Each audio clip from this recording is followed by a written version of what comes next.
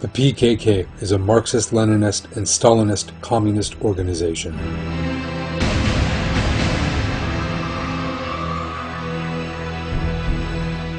The PKK terror going on in the southwest of Turkey today is actually communist terror in the flesh. Statements by the head of the separatist organization make this perfectly clear. For example, in his message to celebrate the 13th anniversary of the founding of the separatist organization, its leader said, "As the best answer to those who say socialism has collapsed, communism has collapsed, we are saying, on the contrary, the most powerful, truest, and greatest form of communism has taken place in the PKK." A speech on May 1, 1982 represents one of the many occasions on which the leader of the separatist organization openly states that the PKK is a Marxist-Leninist organization. No matter what unsuitable conditions it may live under, it must be based on the objective force of the working class, and on Marxism-Leninism, its science and guide to action. And note that the reason for our existence is totally grounded in that fact. If those tribal walls, those feudal fences had not been breached, Marxism-Leninism, the modern and most revolutionary way of thinking, would never have entered our heads.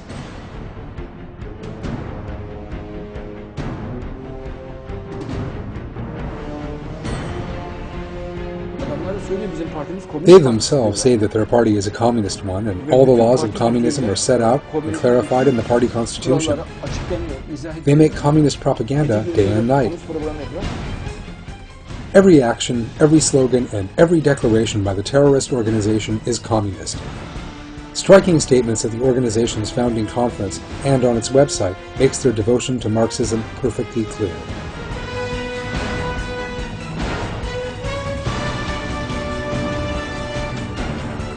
Marxist-Leninist theory must be taken to heart.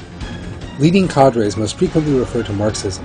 They must take that teaching to heart in order to make the implementation of Marxism their starting point. We will adopt socialism, rather as a guide to action in the resolution of the political problem. As the representatives of such a teaching, and the adherents of such a teaching, we shall do our duty by applying it, as the most important precondition of the teaching, to the question of the political administration of the country, and as a means of, and guide to, bringing down the existing administration.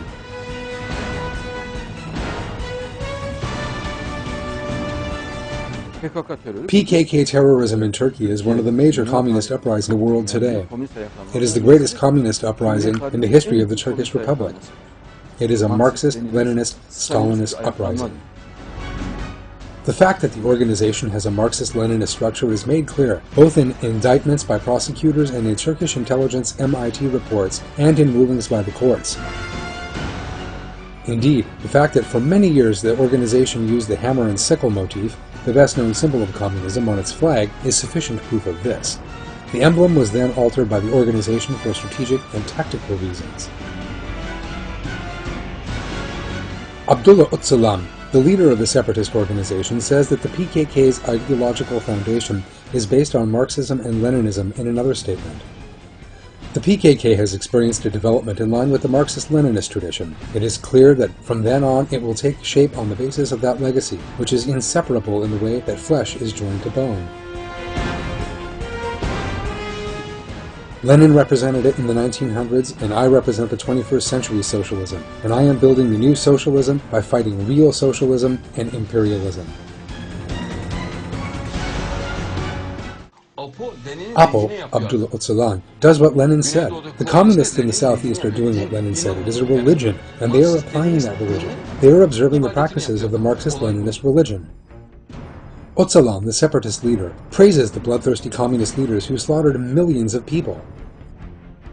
The heroes of the proletariat, Marx and Engels, its theoretical and political genius, Lenin, and its practical masters, Stalin, Ho Chi Minh, and Mao, and many national and internationalist heroes marching under their leadership. These great heroes who stir up and organize mankind's consciousness of freedom and produce the armies known as people's armies occupy a truly great place in the history of mankind.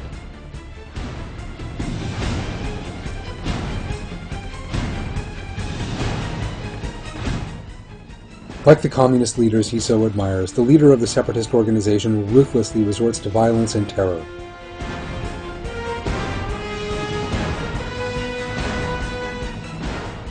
because that is what Marxism, Leninism, and Darwinism base their ideology and command on. Lenin explicitly stated that terror is an inseparable component of the communist ideology. The phenomenon in which we are interested is the armed struggle. It is conducted by individuals and by small groups. Armed struggle pursues two different aims, which must be strictly distinguished. In the first place, this struggle aims at assassinating individuals, chiefs, and subordinates in the army and police. In the second place, it aims at the confiscation of monetary funds, both from the government and from private persons.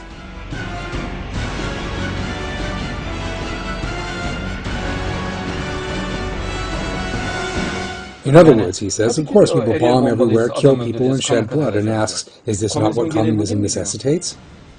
Lenin describes how indispensable terror and anarchy are for communism again in another passage. We cannot reject terror, as it is the one form of military action which may be perfectly suitable, or even essential, at a definitive juncture in battle.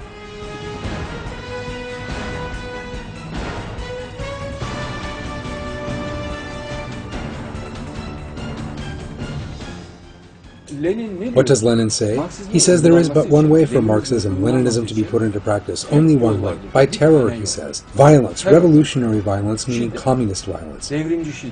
He says it is not possible for communism to spread over the world without terror. It cannot spread without violence, he says. He says you cannot establish the dictatorship of the proletariat without killing police and gendarmes, bombing police stations, robbing banks, and breaking into rich people's homes, killing them and stealing their money.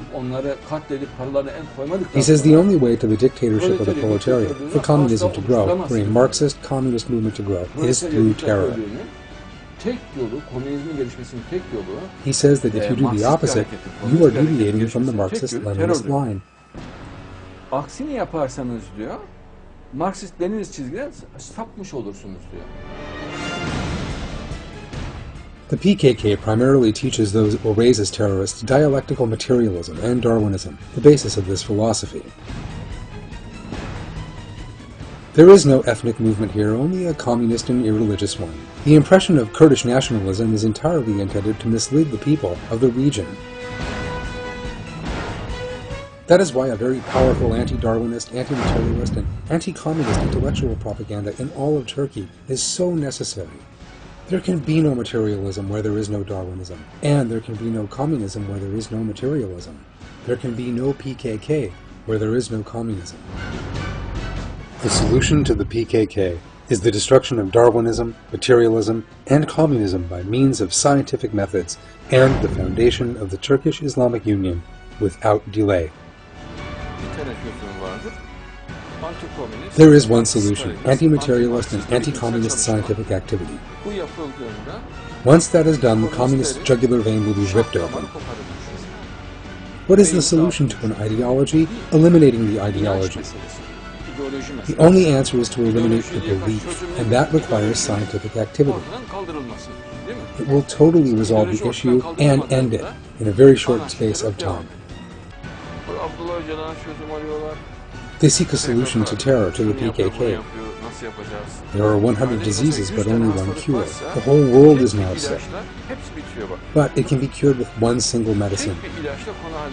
These 100 diseases will all disappear when a Turkish-Islamic Union is established. The solution to the PKK is the destruction of Darwinism, materialism, and communism by means of scientific methods, and the foundation of the Turkish-Islamic Union without delay.